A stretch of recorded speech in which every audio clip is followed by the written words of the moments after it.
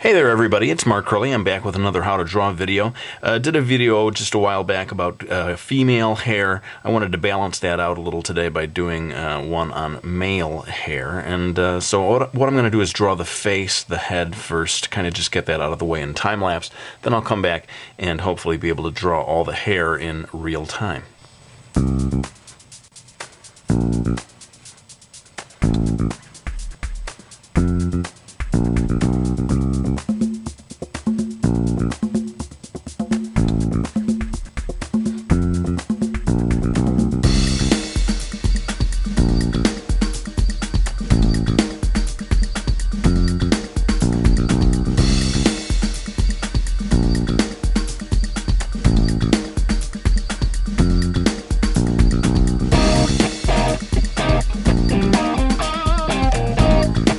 Okay, so let's get into drawing the hair now.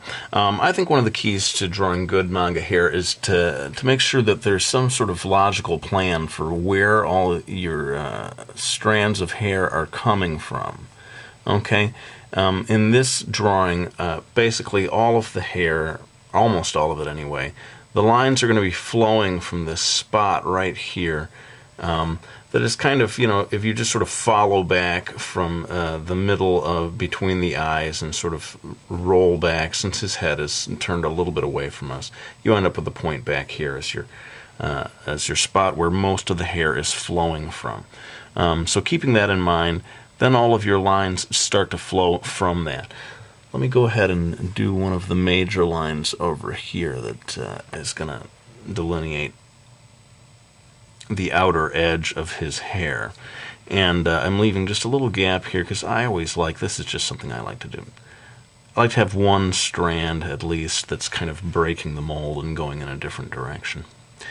But that's just something I like to do. Anyway, this section here you can see is coming off the head quite a bit. If you look at where the rough line was for the skull, I've created quite a little gap here between at least maybe the length of this eye from the skull out to where the hair ends.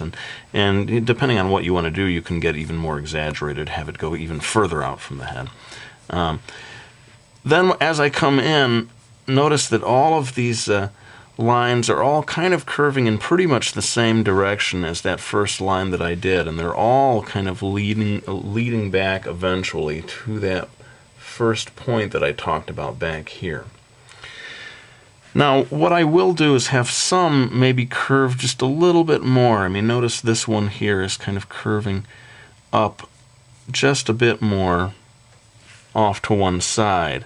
And then underneath this strand that I just created, I may continue to have some that are a little more curved the way these first lines were. And this gives a little bit of three-dimensionality to the hair. So if you want to, you can try that. The gaps that you leave between the strands of hair, I would say try not to make them too even. Like here's a kind of a larger gap here, and then after it, a smaller gap. The strands of hair themselves, maybe some of them wider, some of them narrower. You want variety. Then again, nothing in any of my videos is meant as this is the way to do it. No, of course not. Find your own way if any of this doesn't look good to you. And I'm going to do one more that's kind of like that strand I was talking about over here that really curves rather dramatically off to one side here, because I know that I'm about to do a secondary sort of section of hair that is not going to be following so much all these lines that we did before.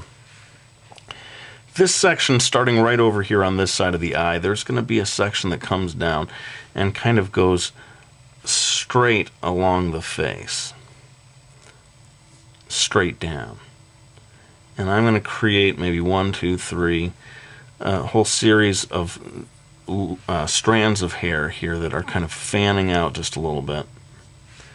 And this creates, I think, a nice balance, gives a nice kind of shape and structure to the hair. If you've got this section over here and then you got this other section that's coming down kind of straight. Anyway, it's something that I've observed in a lot of manga here. and I'm just kind of passing it on to you.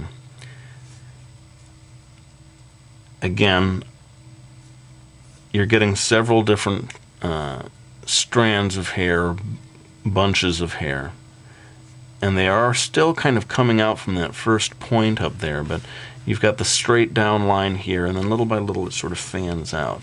I'm going to add, again, this is just something I like to do, a kind of lone wolf strand of hair that's poking off in a different direction. Generally, though, all of the rest of these begin to follow that same pattern that we saw over here of reaching a curving line on the outer edge.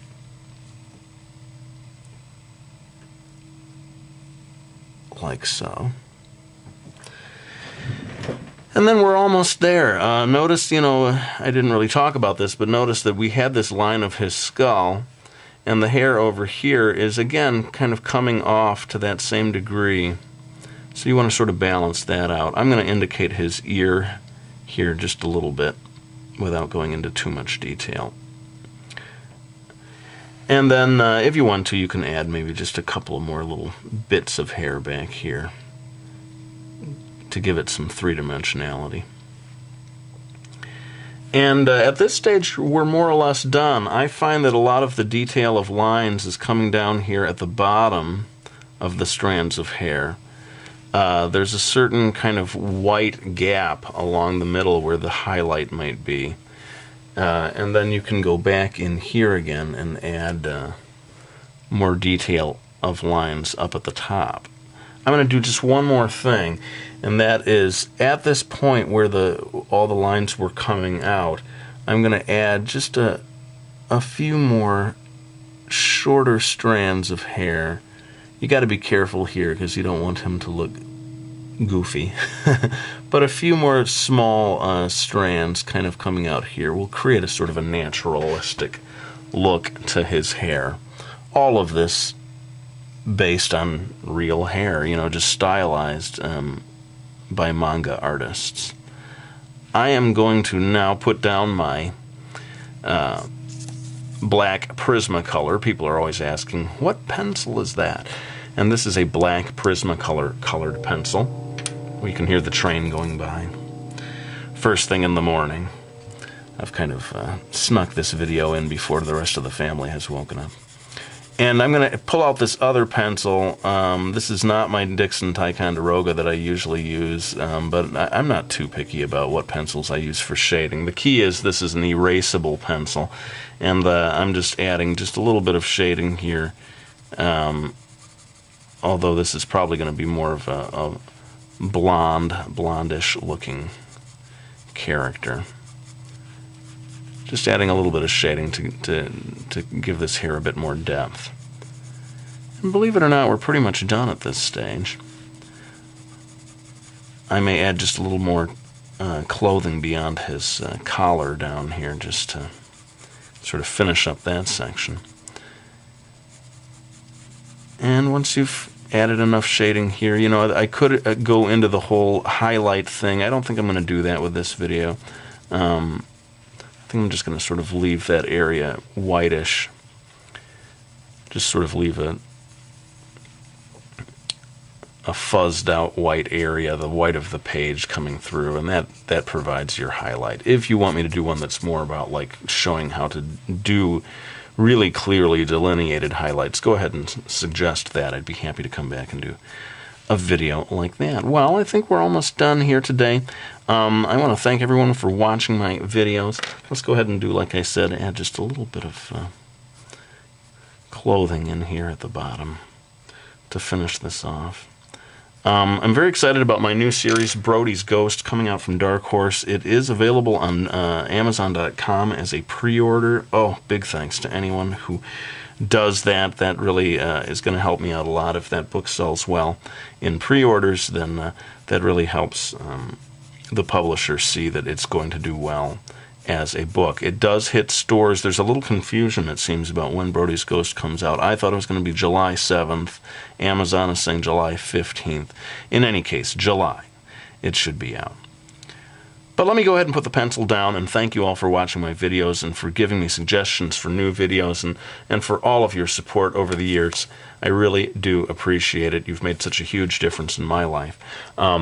Thanks again for watching my videos, and I will be back with another one real soon.